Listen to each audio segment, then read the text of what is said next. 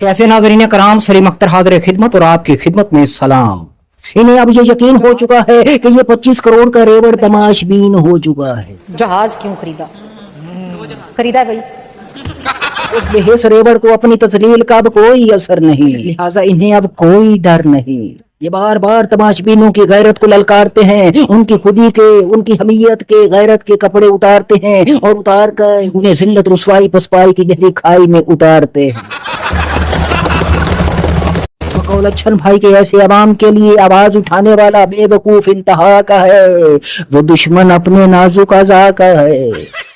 इस रेवड़ के लिए आवाज उठाने वाला पागल होगा, दीवाना होगा, वो अकेला होगा, कोर्ट होगी, कचहरी होगी, थाना होगा या फिर कोई नामालूम मुकाम उसका ठिकाना होगा और उस ठिकाने पर वो कपड़ों से बेगाना होगा।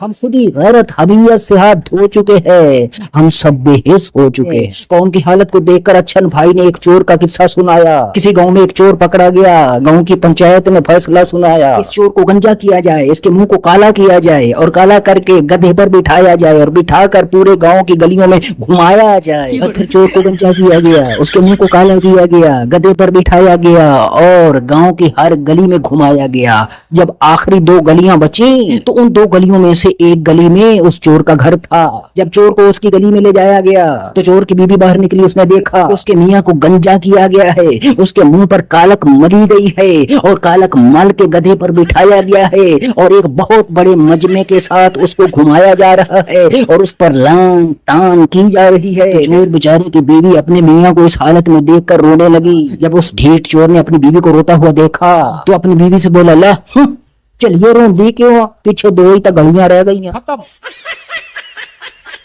Bye bye. तो उसके बाद छुट्टी। हमें भी उसी की तरह अपनी जिल्लत रुसवाई पसपाई और जग हंसाई की कोई परवाह नहीं, बस हम पीठ होकर डंग टपा रहे हैं, अपनी जिंदगी के दिन पूरे कर रहे हैं, मगर ये नहीं सोच रहे कि आहिस्ता आहिस्ता अपनी औलादों की गर्दनों को हम जालिमों के हवाले कर रहे हैं। बकौल अच्छन भाई के किसी भी हुकूमत को अपने अवाम का खौफ होता है या फिर असेंबलियों में अपोजिशन का खौफ होता है। अवाम जो है उनके पैरों में पहले ही ढेर हो चुके हैं और जो अपोजिशन है बकौल अच्छन भाई की अगर ये हुकूमत बदतरीन है तो हमारी अपोजिशन दुनिया की नकारा तरीन है। कप्तान के ये खिलाड़ी निजाम का खेल खेलने लग रहे हैं, निजाम से लड़ने के बजाय आपस में एक दूसरे को पेलने लग रहे हैं। खान की रिहाई के लिए जिन्होंने सर धड़ की बाजी लगानी थी उनके अब अपने कई धड़े हैं, वो धड़े निजाम से लड़ने के बजाय आपस में लड़ पड़े हैं। जिन्होंने कौम को निजाम से हकीकी आजादी दिलवानी थी वो खुद उस निजाम के सामने हाथ बांधे खड़े और कुछ धड़े किसी के हत्थे नहीं चढ़े, वो अपना सर धड़ छुपाए नामालूम मुकाम पर छुपे पड़े हैं। अब ये सुहेल अफरीदी साहब कह रहे हैं कि बस जी अब ये ना हुआ तो हम ये कर देंगे, वो कर देंगे, फला कर देंगे। पहले भी ये यही करते रहे हैं, अल्लाह जाने अब क्या करेंगे, पता नहीं कौन सा नया काम करेंगे, कौन सा एहतजाज करेंगे। अडियाला जेल में 10,000 बंदा तो ये इकट्ठा कर नहीं सके और वो बेचारी उनकी बहनें वो वहां जाती हैं, वो रोज वहां जाकर के दुआएं देती हैं कि कोई आए, MNAs MPs आए हमारे साथ खड़े हों, कोई नहीं जाता।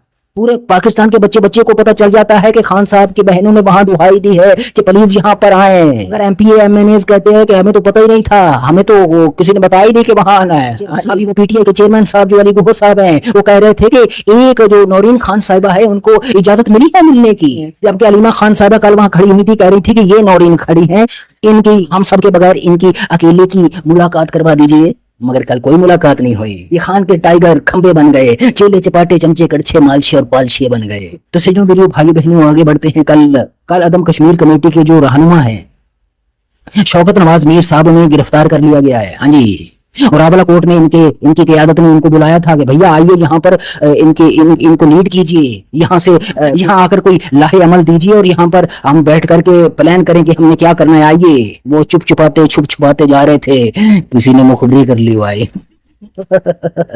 जिन्होंने बुलाया है वहीं से शायद कहीं से किसी ने मुखबरी कर लिया, मालूम नहीं किसने मुखबरी करी, अंदर से किसी ने मुखबरी कर दी कि भैया फलां धीर कोट और फलां सब गुजर रहा है, वहां से पकड़ लीजिए भाई मियाँ पकड़ लिया।